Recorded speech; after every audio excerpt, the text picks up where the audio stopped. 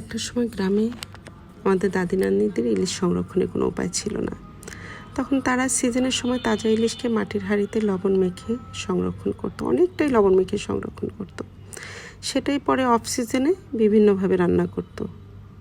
Actually এটা শুধু খাবার না, এটা পরিবারের সাথে কাটানো মুহূর্ত, মাটির গন্ধ, গ্রামীণ জীবনের প্রতিচ্ছবিকেই মনে করিয়ে দেয়।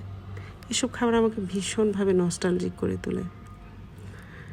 আমার আমার আমার কষ্ট হয় যে এই ভেবে যে একটা জেনারেশন পরে এই খাবারগুলো হারিয়ে যাবে, কারণ এখনকার ছেলেমেয়েরা তো এই খাবারের স্বাদগুলোই বোঝে না আসলে।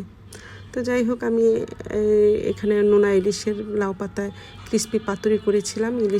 পিসটাকে ভালো করে ধুয়ে কেটে তারপরে এরকম ছোট ছোট করে টুকরো করে নিয়েছি। আর এখানে হলো গিয়ে বেশ খানিকটা পেঁয়াজ আর রসুনটা একটু ছেঁচে নিয়েছি আর কাঁচামরিচ দিয়েছি। তারপর প্যানে সামান্য সর্ষের তেল দিয়েছি, তোমরা চাইলে অন্য তেলও দিতে পারো। আমি সর্ষের তেলে ফ্লেভারটা পছন্দ করি বলে এটা দিয়েছি।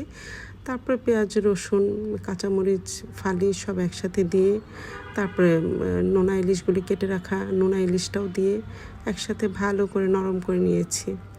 যখন অনেকটা সময় এই কাজটা একটু সময় নিয়ে করতে হবে, অল্প আঁচে, বেশি চড়া আঁচে না। যখন ভাজতে ভাজতে নরম হয়ে যাবে তখন এখানে সামান্য একটু মরিচ গুঁড়া, একটু হলুদ গুঁড়া আর একটু ধনে গুঁড়া দিয়েছি, জাস্ট কালারের জন্য। এটা তেমন কোনো স্বাদের হেরফের করবে না। সামান্য একটু পানি দিয়েছি আর একটু নরম হওয়ার জন্য এটা। তারপরে যখন ভাজতে ভাজতে নরম হয়ে যাবে, এখানে কিন্তু আমি যদিও কাঁটা বেছে নিয়েছিলাম, তারপর একটা কাঁটা রয়ে গেছে, তো ওই কাঁটাগুলো আমি ফেলে দিয়েছি। তারপরে এই ভাজাটা নামিয়ে নিয়েছি। তো আসলে চিন্তা করি যে এই খাবারের স্বাদগুলো একটা জেনারেশন পরে আর পাবেই না।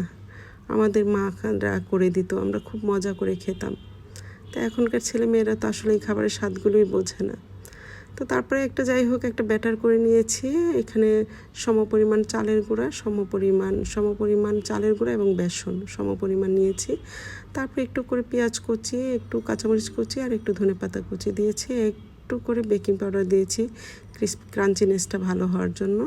তারপর সামান্য হলুদ গুঁড়া, একটু মরিচের গুঁড়া দিয়েছি, একটু লবণ দিয়েছি, সামান্য একটু লবণ আর একটু রসুন বাটা দিয়েছি।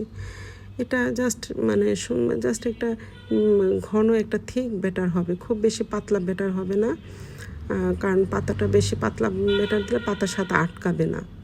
তো পরে এখানে লাউ পাতার মধ্যে আমি ওই যে ভুনা করে রাখা নোনা ইলিশের পুরটা দিয়ে তারপরে এরকম করে একটা খিলির মতো বানিয়ে নিয়েছি। তো এরকম করে সবগুলো বানানো হয়ে গেছে। বানিয়ে তারপরে আমি